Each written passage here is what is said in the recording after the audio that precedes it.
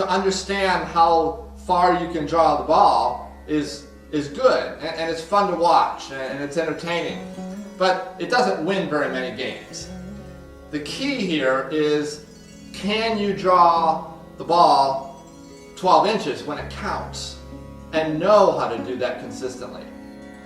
Okay, so let's say that the cue ball and the object ball are exactly 1 diamond apart, and I want to play position for the 8 ball in the side pocket. Now, knowing the distance of 1 diamond away from the object ball, that tells me that in my oyster calculation, it is 0 on my spin. So I want that cue ball to slide all the way to the object ball, hit the object ball with no vertical spin, and transfer 100% of that energy to the object ball. Object ball goes in the corner, and the cue ball has no forward translational energy, so it stays right there in that spot, and we will have good position for the 8 ball in the side pocket. So let's go ahead and shoot that.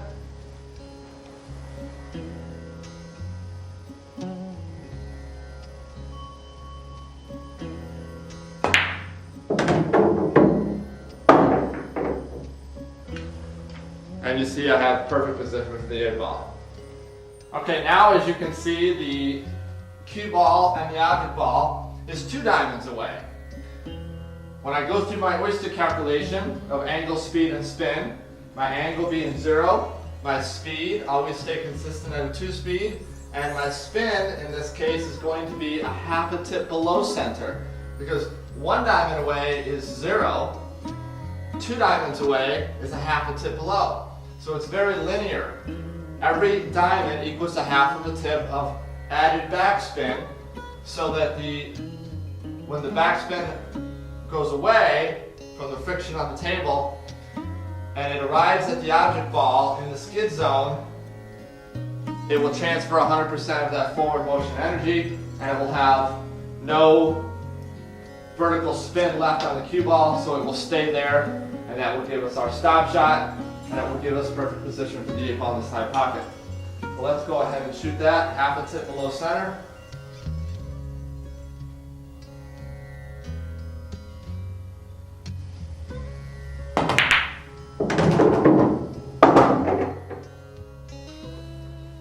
And you see I have perfect position for the 8 ball in the side pocket.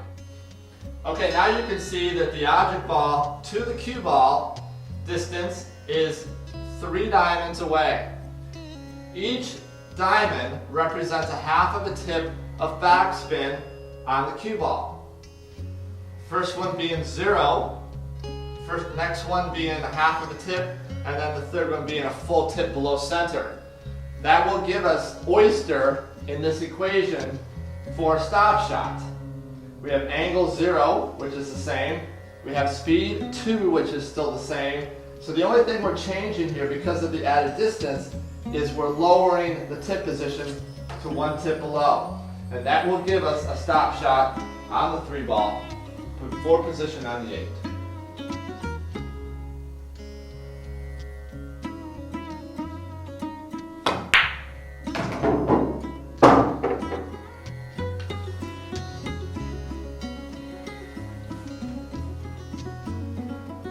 Okay, so as you can see, I have now increased the distance from the object ball to the cue ball.